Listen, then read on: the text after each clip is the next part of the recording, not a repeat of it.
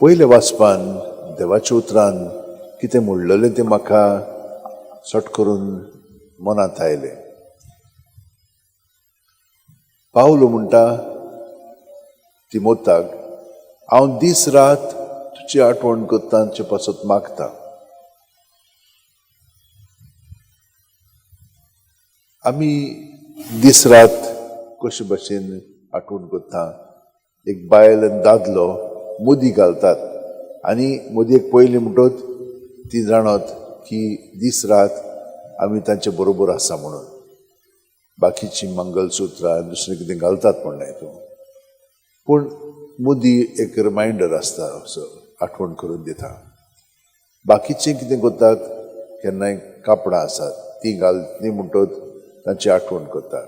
वो कितें दिलेलें आसा तें वापरतना तांचो उगडास करता. म्हाका जेजू सगळीं जाणां आमी आसात म्हणटत ताका एकवटून रावलो की सगळ्या जाणांक हांव एकवटून आसा तांची आठवण ताचें सगळें करता. हे भाशेन आमी प्रत्येक जाणां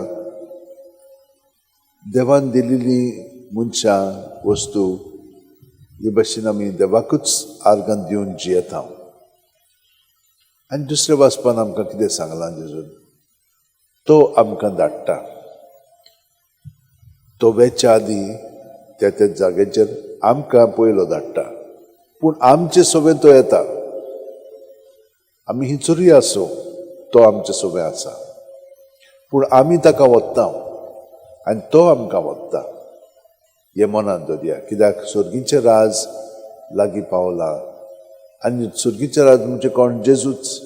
आनी जेजूच जर आमचे सोबें आसा जाल्यार आमची उतरां कोन्यो चाल अश्यो आसतल्यो की आमी सगळीं जाणां एकामेकाक बरेपण फावो करतल्या. पळयात, घोराब्यांनी माय पाय आसता न्हय, ती तर जेजूच्या एकवटान रावत आनी सगळो वावर करीत जाल्यार खूब बरेपण, शांती, वाड घडोवंक लागतली. नाजाल्यार सगळो करता आमी किचलां करीत आसता, अस्वस्थ आसता आनी बरे भशेन शांतीन जियेना. हातूंतल्यान आमकां कळोन येता की खरेपणी जेजू आमचे सोबें आसा की ना. केन्नाय आमचेशी ना तेन्ना आमी उचांबळ जाता. त्या वेळार आमची चिंतना, भावना, चाल आमी जेजूशी धरूंक जाय.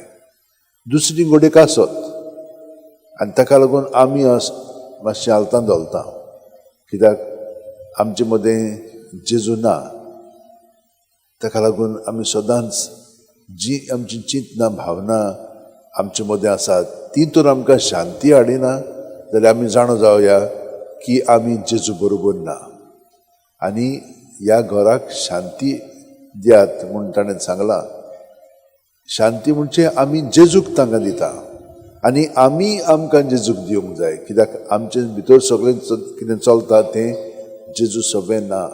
ताका लागून आमचे मदेंय शांती ना आनी आमी जेजूक एकवटोन ही शांती आमचे मदें जोडून घेवंक जाय.